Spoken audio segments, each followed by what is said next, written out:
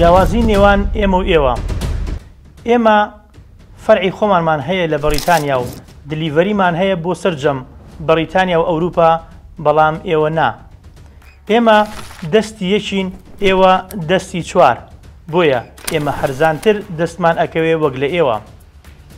ئێمە 6,000 عەدەد ئەکڕین، بەڵام ئێوە 200 عەدەد، بۆیە هەرزانترین لە ئێوە. ئێمە 1700 عەدەد دائەنین بۆ داشکاندن، ئێوە 4 و 5.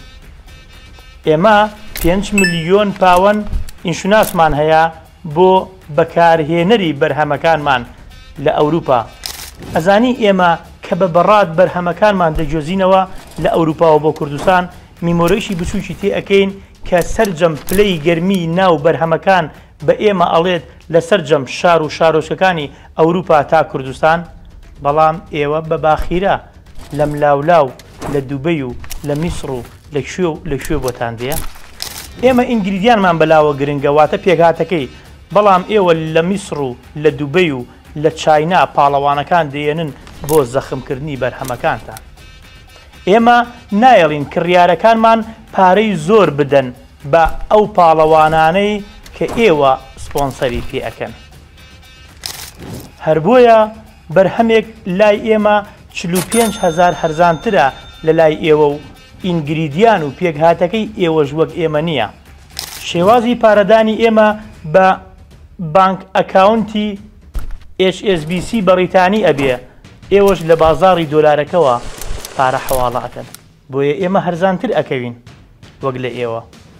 کاتێک کە کێشەیەکی ئابووری ڕوو ئەکاتە بەریتانیا، ئێمەش وەک کۆمپانیایەکی بەریتانی سوودمەند ئەبین لە ڕێنمایەکانی حکوومەتی بەریتانیا، بەڵام ئێوە نا. 2022 بوو ستیکەرمان لێدا، ئێوە ئێستاژ ناوێرن لی بدەن، چونکە سەرچاوەی پرۆتینەکەتان دەرئەکەوێ کە چاینیە یان دووبەیە یان یەکێکە لە وڵاتە عەرەبیەکان.